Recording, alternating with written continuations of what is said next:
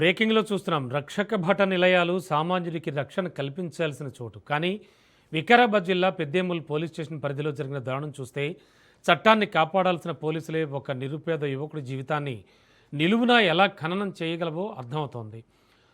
మంబాపూర్లో జరిగినటువంటి ఒక సాధారణ బైక్ యాక్సిడెంట్ను ఆసరాగా చేసుకుని పోలీసులు ఆడిన వికృత నాటకానికి ఒక యువకుడి ప్రభుత్వ ఉద్యోగ కళ, అతని విద్యా భవిష్యత్ బలైపోయాయి.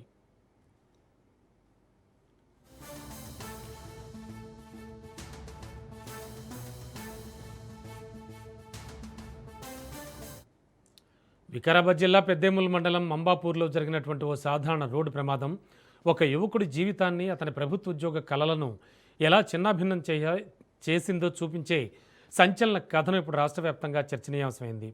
అసలు అనిర్వేష్ కేసులో తప్పెవరిది? పోలీసులదా లేక ఫిర్యాదుదారుడిదా? ఒకే ప్రమాదంపై రెండు రకాల వాదనలు ఎందుకు వస్తున్నాయి?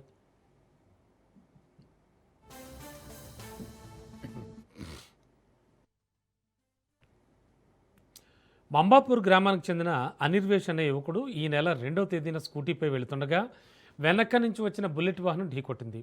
బుల్లెట్ నడుపుతోన్న జాఫర్ అనే వ్యక్తికి అందులో స్వల్ప గాయాలయ్యాయి. ఇది క్లియర్గా రోడ్డు ప్రమాదమే అని రెండు కుటుంబాలు చెబుతున్నా పెద్దేముల్ ఎస్ఐ ప్రశాంత్ వర్ధన్ మాత్రం దీన్ని హత్యాయత్నం కేసుగా మార్చి అనిర్వేష్ను రిమాండ్కు పంపడం తీవ్ర వివాదాస్పదమైంది.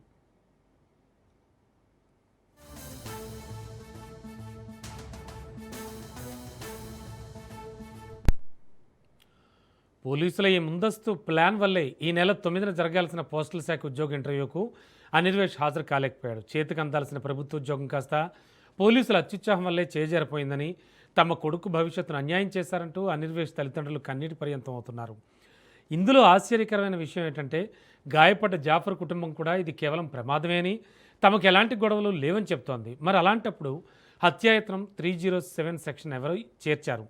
ఎవరి ఒత్తిడితో పోలీసులు ఈ కేసును పక్కదారి పట్టించారు? దీనిపై బాధితుడి తండ్రి శ్రీనివాస్ వికారాబాద్ ఎస్పీకి ఫిర్యాదు చేశారు.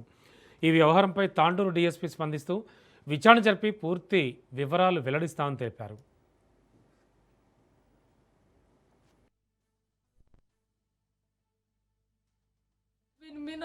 మర్డర్ కేసు పెట్టిండ్రని నాకు చెప్పగానే గుండెల్లో రాయేసినట్టు అయిపోయింది మాకు.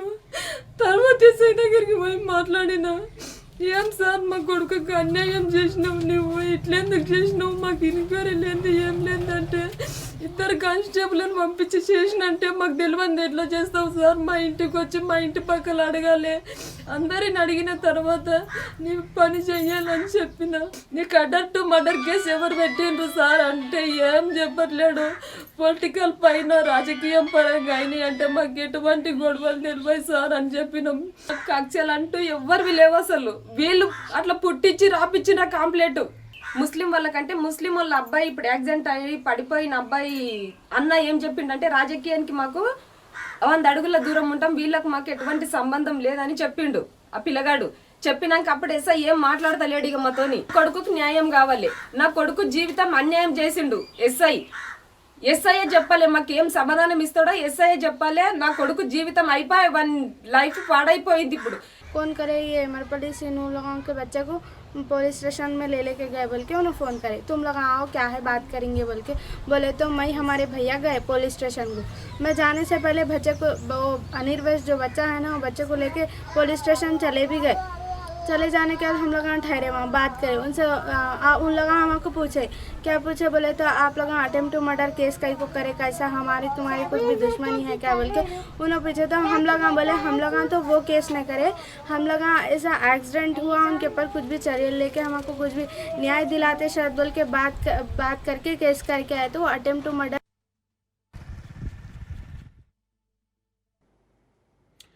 ఇక ఇదే అంశానికి సంబంధించి మరింత అదనపు సమాచారం అందించడానికి మా కరెస్పాండెంట్ పవన్ సిద్ధంగా ఉన్నారు. పవన్, ఓవరాల్గా ఈ ఎపిసోడ్లో అసలు తప్పెవరిది? యాక్చువల్గా ఎవరు వీళ్లపై ఒత్తిడి తెస్తూ ఉన్నారు? ఏం జరిగింది ఇందులో? ఈ నెల 2వ తేదీన మంబాపూర్ లో బైక్ పై వెళ్తుండగా 2 వ్యక్తులు యాక్సిడెంట్ అయ్యింది. అయితే ఇందులో చూస్తే అనిర్వేష్ అనే ఒక 20 సంవత్సరాల యువకుడు ఈ నెల 2వ తేదీన స్కూటీపై వెళ్తుండగా వెనక నుంచి వచ్చిన బుల్లెట్ బైక్ ఢీ కొట్టింది. అయితే బుల్లెట్ బైక్ జాఫర్ అనే ఒక వ్యక్తి కూడా బుల్లెట్ నడుపుతున్నాడు. అయితే అతను నడుపుతుండగా అతనికి కింద పడిపోవడంతో చేతికి స్వల్ప గాయాలయ్యాయి. అయితే దీంతో ఇద్దరి మధ్య కొంత వాగ్వాదం కూడా చోటు చేసుకుంది.